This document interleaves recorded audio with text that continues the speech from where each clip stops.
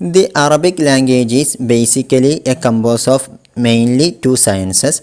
Actually, there are many sciences included in Arabic language, but as a beginner, we can understand that there are mainly and basically two sciences related to Arabic language. First one is as-sarf, which means morphology, the Arabic morphology, and the second one is an-nahw, which means grammar, Arabic grammar. And there are many areas discussed in these two sciences of Arabic language. To have a brief information about each science, we can understand about only two areas of each science, inshallah. Here in this chart you can see two areas of each science listed below. As we come to the as-sarf, the Arabic morphology, there are two areas connected to it. First one is al-ishtiqaq, which means derivation. The term al-ishtiqaq or the derivation is related to the formation of words in Arabic language. As we come across to the Arabic words, we can understand that almost all words in Arabic language are derived or formed from the root word of three letters, having a definite meaning. Some variations or some changes are applied to these root words to have or to get a variant meaning, and there are some examples of this al-ishtiqaq given in next slide. We can understand once more about it in next slide, inshallah. Moreover, there are many rules and laws about how the new words are derived or formed from the root words, and these rules and laws are studied well in the science of as-sarf, the Arabic morphology. The second area listed here as the part of Arabic morphology is al-ibdalu wal-i'lal, which means change of letters. We have recently said that in the terminology al-ishtiqaq, in the derivation, there are many rules and laws about how the new words are derived from the root words, and in some instances some changes could be seen in these new words, and it often takes place if the basic letters of a root word contain any vowel letter in Arabic language. Alif, Waw and Ya are considered the vowel letters in Arabic language, and in that time some changes could be seen in the new words in Arabic language, and this concept is once more detailed well in the next slide with an example, inshallah.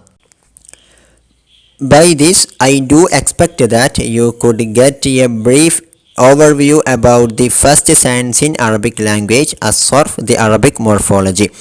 It is all about how the new words are derived from the root words in Arabic language, and what are the rules and laws that should be maintained in the new word formation in Arabic language. And the second science included in Arabic language that we discussed here is an-nahw, which means the Arabic grammar, and two areas related to the Arabic grammar are listed below. The first one is at-tarkib, which means sentence structure. It deals with how the words are joined together to create a meaningful sentence in Arabic language. More clearly, how the nouns and verbs and particles are joined together to create a meaningful sentence in Arabic language. And the second area that comes under the Arabic grammar is al-i'rab, which means condition of last letter. The vowel sound of the last letter of each word is very important in Arabic language, and this condition of last letter gives the word the position in the sentence, and this i'rab and at-tarkib is also detailed well with an example in next slide, inshallah. And now we are going to the next slide of examples of what we have learned so far. We have learned that in Arabic language there are mainly and basically two sciences. The first one is as-sarf, which means the Arabic morphology, and we have discussed about two main areas in Arabic morphology. The first was al-ishtiqaq, which means derivation. We have said that al-ishtiqaq deals with how the new words are formed from the root words of three letters in Arabic language. Okay. And an example is given there to have a better understanding about the concept of al-ishtiqaq in Arabic language.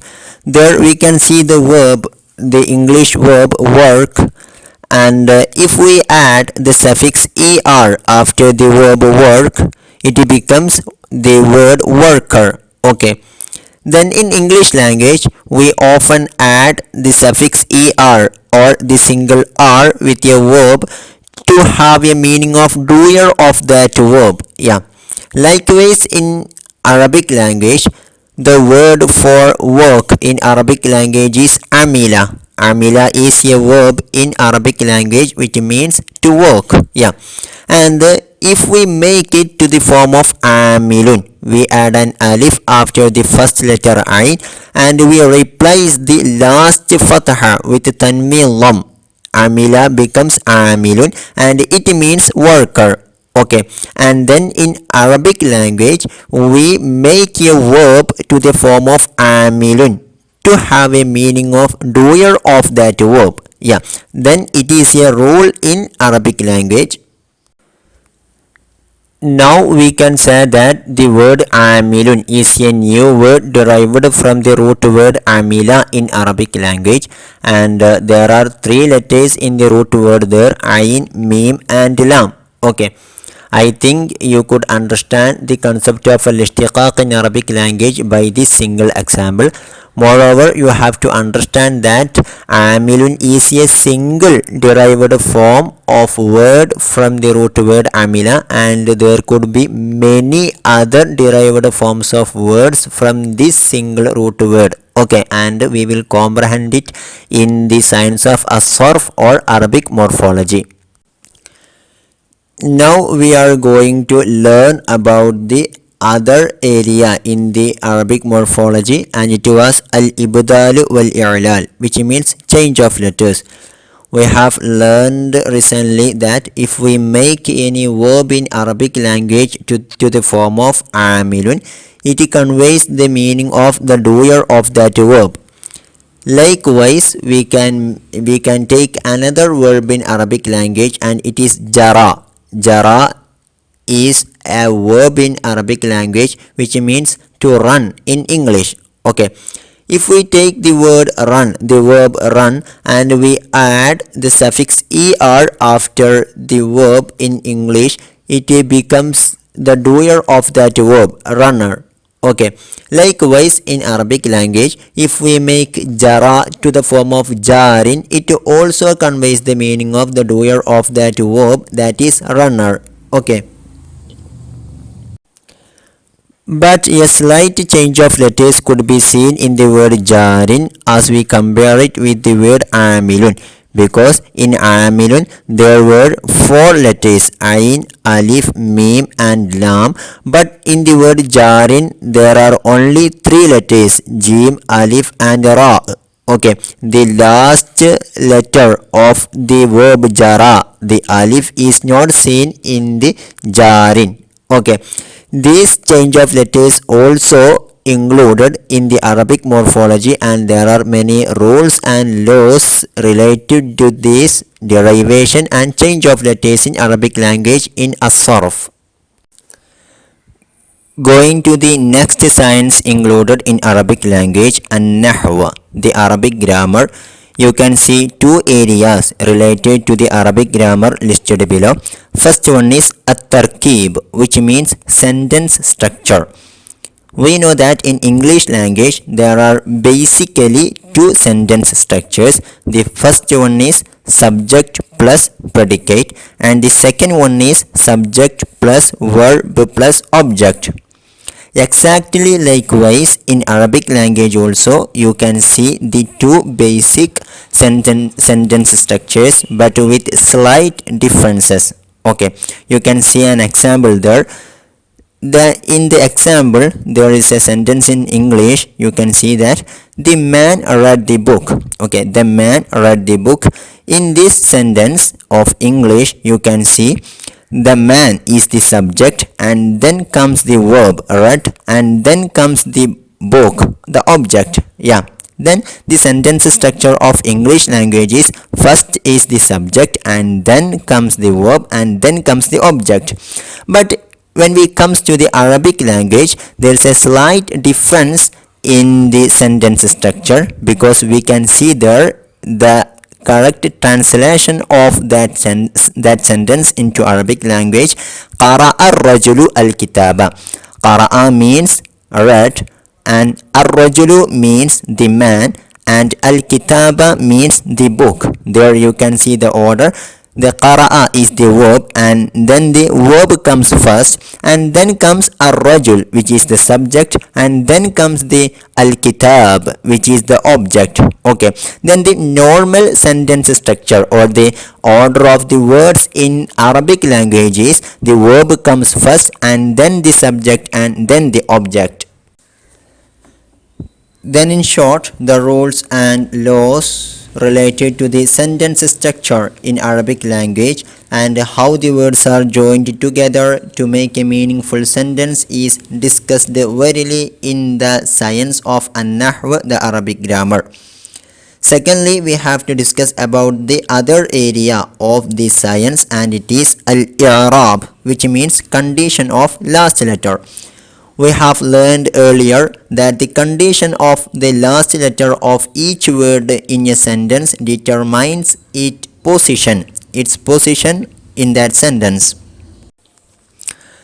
To understand this concept more clearly, we have to look to our previous example, the sentence Qara'a ar-rajulu al-kitaba. There, the word qara'a is the verb, and ar-rajulu is the subject, and al-kitaba is the object.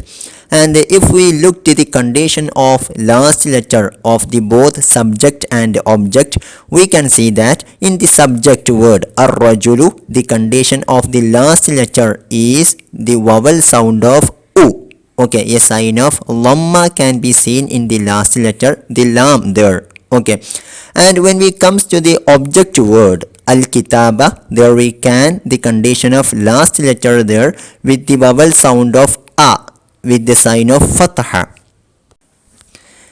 These conditions of last letter in each word determine its position in the sentence. More clearly, the vowel sound u on the last letter of the word ar-rajulu determines it as the subject in that sentence. Okay, likewise in the word al-kitaba, the vowel sound of a in the last letter of the word al-kitaba determines it as the object of that sentence. Okay, and if we interchange the words of object and subject and we say as shown below, qara al-kitaba ar-rajulu, qara al-kitaba ar-rajulu, there we can see that the verb comes first, and then comes the object al-kitaba, and then comes the subject ar-rajulu. Then also we can understand that the word al-kitaba is the object and ar-rajulu is the subject, because the vowel sounds or the condition of the last letter of the each word determines al-kitaba as the object and ar-rajulu as the subject.